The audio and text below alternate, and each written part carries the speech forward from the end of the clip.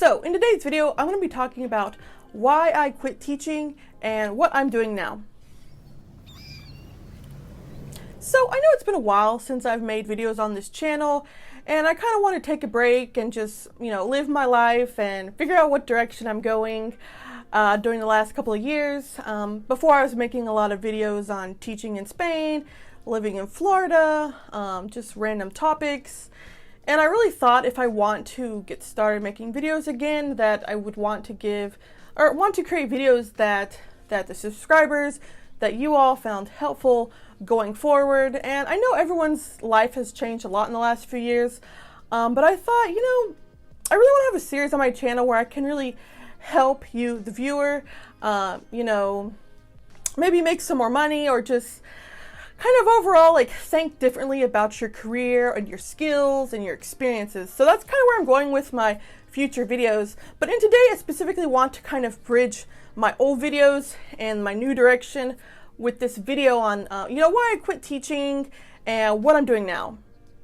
So I'm going to split this video into 3 parts. The first part's going to be about kind of how I got into teaching and why I got into teaching. And then the second part is going to be why I quit teaching. And then the third part is going to be what I'm doing now instead of teaching. All right, so part number 1, how I got into teaching. When I went to college, I really didn't think I was going to go into teaching or education. I actually ended up doing my degree in Spanish. And then after college, I went to Spain to teach English, and I really enjoyed it. And I'm not really sure if I enjoyed it because I was living in Spain or if I really enjoyed the teaching part. But overall, I thought, okay, I can really see myself here living abroad, teaching English. I really enjoyed that cultural connection. So I was brainstorming ideas, and my mom told me about this master's program back at my college in Nashville, and in teaching ESL. Or ELL, English Language Learners. It was a master's they were starting back in 2009 or 10, something like that. And so in October of 2009, I started my master's in teaching ELL. And I thought, okay, this is perfect because my long-term vision was to teach at an international school. And I didn't have a teaching certification when I got my Spanish degree. I just had a degree in Spanish, language and history, art, something like that. But I really didn't know what I was going to do with that. I didn't really think about what I want to do with that. I thought, okay, at least I don't know what I want to do in college, but if I get a degree in Spanish, at least I'll have another language I can communicate in, which could open more opportunities for me, because I really didn't know in college what I really wanted to do. So I thought, hey, I'll get this degree. I did a master's degree in teaching ELL, and then I'll go abroad and do teach at international school. That was my plan. But looking back, I really don't know why I thought I had to spend money to get a master's. I could have just gotten certified as a teacher and saved a lot of money. Because really my master's program, it was the first or second year they did it, so it was really disorganized. I don't really felt like I learned a lot, and I didn't feel very prepared to teach in an American-style public school. So once I finished the program and started teaching, I just was kind of overwhelmed with the different teaching style in the United States versus what I was experiencing when I taught in Spain. It was just a lot different, just the organization and the planning and the expectations.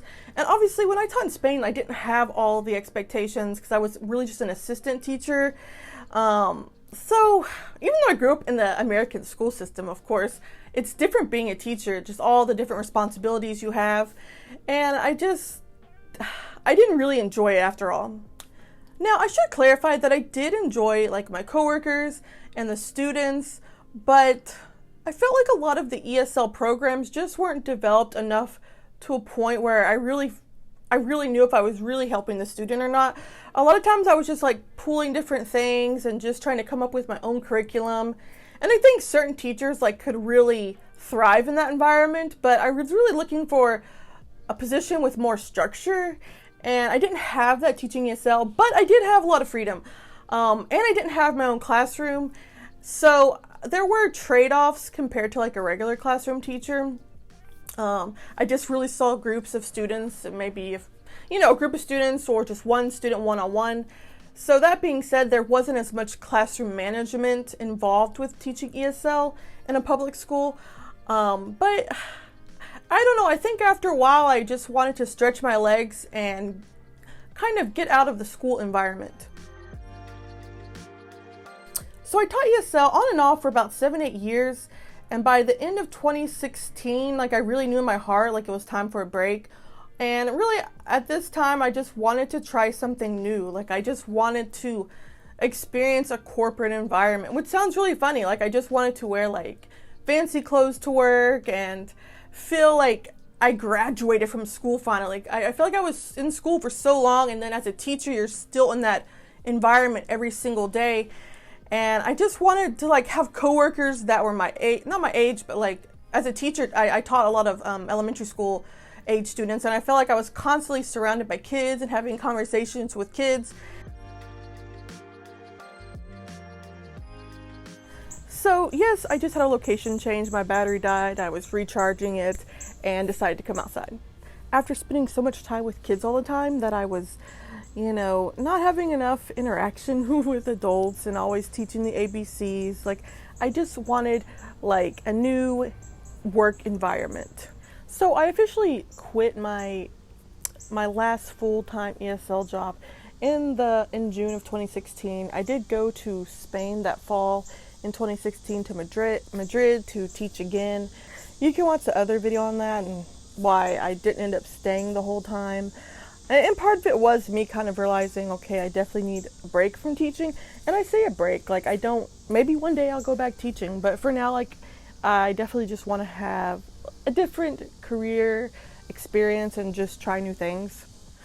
So that's kind of the end of part 2, kind of how I decided in 2016 that I really needed a break from teaching, and I didn't really want to go back to teaching, I guess for a little while, maybe a few years, just try something new. So next, let's talk about in part 3, what I've done instead of teaching. So in 2017, I kind of started to experiment with a few things. I was kind of doing a little bit of tutoring on the side just to make money while I figured out other things I was doing. I also was working with a real estate agent, kind of just being an assistant. And then I did, in June 2017, I did get a full-time job, in-office job, for this social media personality, Grant Cardone. I made a video on it. I'll link it over there if you want to see it, kind of talking about my experience there. And I really think maybe that wasn't the best first office job experience because it was a little like overkill. I mean, actually I felt like I was really good at the job I was doing. It was just a lot more fast-paced and like really salesy work environment, and I felt like after a few months that definitely wasn't for me. So I only did that for like a few months, and then I had some just things I wanted to check on. So I ended up moving out of Florida back to Tennessee for about a year and a half. And at that time I was using it to kind of brainstorm like, well, I'm at home a lot, like maybe I can figure out something that I can do from home. So to bring it all around, in 2018 I started freelancing on this website called Upwork. And I was basically just doing like YouTube channel management and helping consult with different businesses to start a YouTube channel and everything they needed to do with YouTube. And I've been doing that pretty much for the last 4 years. I wouldn't say I'm like full-time at it. I could probably easily be full-time at it, but I definitely am doing enough hours to where I feel like I'm doing enough each week on it. And I also started like video editing, basically channel consultation or channel reviews of people. So that's what I've been doing, and I think I'm going to start talking a little bit more about that on this channel because I work with a lot of people that are like entrepreneurs or even small business owners on just growing channels, because I do have a lot of knowledge around it, even though I haven't necessarily spent a lot of time on my own channel. I took lots of personal breaks for personal reasons, but I thought, hey, I have a lot of knowledge on this topic, and YouTube, maybe 10 years ago people saw it as like a fad or something for like, doing pranks and entertainment. But these days, YouTube and social media is probably one of the best ways to earn extra income or to provide another income for you. So I'm going to be talking a little bit more about that on this channel. Actually, in the process of writing some ebooks on that, just for more information. And I kind of think I'm going to go, if you're interested in this, people that are watching, you know, kind of talking about ways you can earn extra money, monetizing your knowledge and your experiences with YouTube. And I think this would be really good for teachers, especially because since they do have, you know, the summers off and some holidays off, you know, kind of sharing their knowledge and getting paid for it, or starting like a, you know, a side income, because that definitely helps. I think one reason I didn't stay in teaching as long is because I did want to earn more money. And I realized in teaching, like, you kind of never get promoted. You might get a little bonus here and there, like an increase every couple of years, but you're not going up the career ladder, so to speak, unless you want to get into administration. So I think if you're interested in kind of learning how to monetize your knowledge and experiences, I'm going to be talking more about this on my channel in the coming months, and working on ebook on that as well. And I still also dabble a little bit in real estate. I work a lot with real estate channels and their YouTube channels, so I think I'm also going to do a little ebook for YouTube for real estate agents as well. And if you have any questions around this topic of like understanding how YouTube works to make extra income, like a side hustle, I guess. I mean, you don't necessarily even have to hustle, just something you can, you know, spend a little time on. And so that's what I'm doing right now. I don't really plan on going back to teaching, but I mean, if a good position came along and it was like a place I enjoyed and it sounded interesting, I would definitely consider it. I'd also be interested in doing more with real estate as well. Like, I feel like education and real estate, I don't know why, like, I enjoy those two different industries, I guess you'd call it. So that's kind of where I'm at now. My next video, I think I'm going to talk more about how I got involved with YouTube and why I started a YouTube channel.